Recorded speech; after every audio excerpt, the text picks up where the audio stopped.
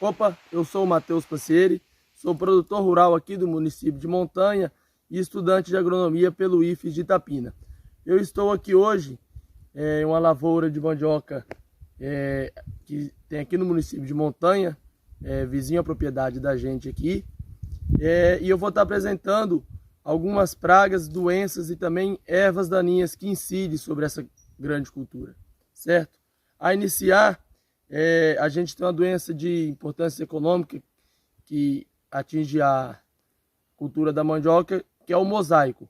O mosaico ele é causado por um vírus, ele vai aí causar nas plantas um amarelecimento, uma deformação do limbo foliar e principalmente também uma característica que é forte do ataque desse vírus é o retorcimento dos bordos foliares.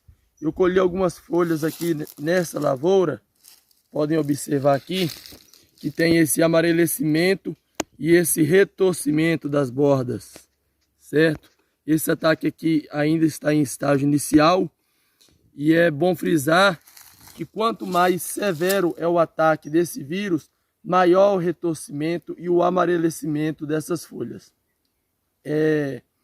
Como formas de controle e prevenção, a gente pode fazer a utilização de material propagativo saudável, que está livre desse vírus. Então isso é uma coisa muito importante para a gente, uma medida muito importante para a gente adotar.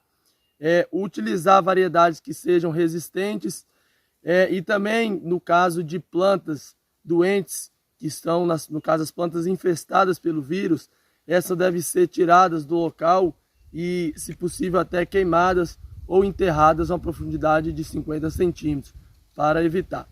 Dando continuidade, eu vou estar falando agora também a respeito da cochonilha, que é um inseto que também causa danos à cultura da mandioca. Dando prosseguimento, as cochonilhas são insetos que vão atacar principalmente a parte da folha, no caso aqui da cultura da mandioca. É um inseto visível, coloração clara a esbranquiçada. Então ele vai causar na planta. Ele vai se encontrar principalmente na parte adaxial da planta. Eu colhi uma planta aqui com ataque de algumas cochonilhas, vou aproximar de perto aqui, talvez vocês vejam aqui, ó. Tem pouquíssimas cochonilhas aqui, mas dá para ver. Então ele vai encontrar geralmente na parte adaxial da folha, causa murchação, em casos mais severos, até a queda dessa folha também. Para controle, essas folhas, essas plantas que estão com ataque, devem ser retiradas da área, se possível também serem queimadas ou enterradas, para acontecer um controle mais efetivo deste inseto. Além disso, a gente pode potencializar inimigos naturais, como vespas, e também fazer um controle bem rígido de formigas, porque as formigas vão predar outros inimigos naturais. Então isso é bem importante. Pode-se fazer também a utilização de caudas naturais. Por exemplo, tem uma receita de uma cauda aí na literatura que com 5 gramas de sabão, 5 gramas de pimenta e 1 litro d'água você faz uma cauda para um controle da cochonilha. Pode ser aplicado também o óleo de ninho. Dando continuidade também, a gente tem uma vasta gama de plantas daninhas que vão atrapalhar com a cultura da mandioca. Vão atrapalhar como? Na competição, inicialmente na competição por luz e por toda a vida na competição por água, por nutrientes, por espaço. Então é importante a gente conhecê-las para a gente manejar bem e ter uma boa produtividade, certo? Aí, uma dessas ervas daninhas que incidem sobre os cultivos de mandioca é a braquiária. A braquiária é uma gramínea originária de climas tropicais, é uma planta extremamente agressiva. Ela é utilizada para alimentação animal, ela tem um hábito de crescimento prostado, folhas estreitas e lisas. E para manejo dessa erva, a gente pode se fazer capinas manuais, roçagem e também aplicação de herbicida.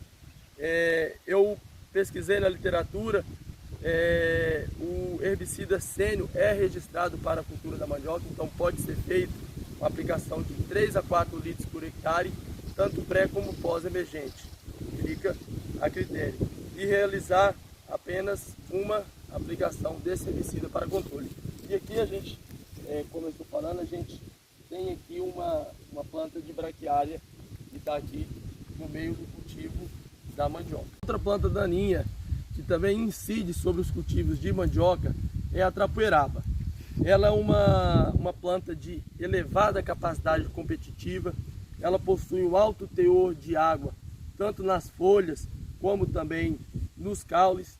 Uma outra grande desvantagem dessa planta daninha é que elas servem de hospedagem para insetos e também doenças que podem passar para as plantas, depois para os cultivos, seja aqui no caso da mandioca, como também em outros cultivos.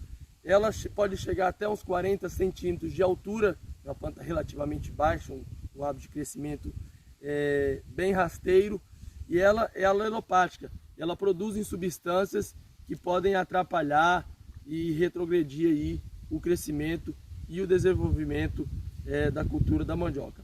O manejo dela pode ser feito com capinas, obviamente, com a roçagem também, né, no período inicial, se quiser fazer a roçagem.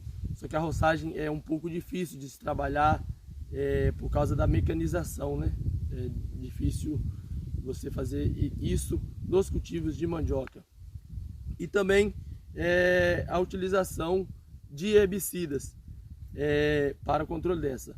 Eu pesquisei um exemplo de herbicida, é o herbicida Aurora 400 EC, que deve ser pulverizado na ordem de 75 ml por hectare, e apenas uma aplicação no caso da cultura da mandioca.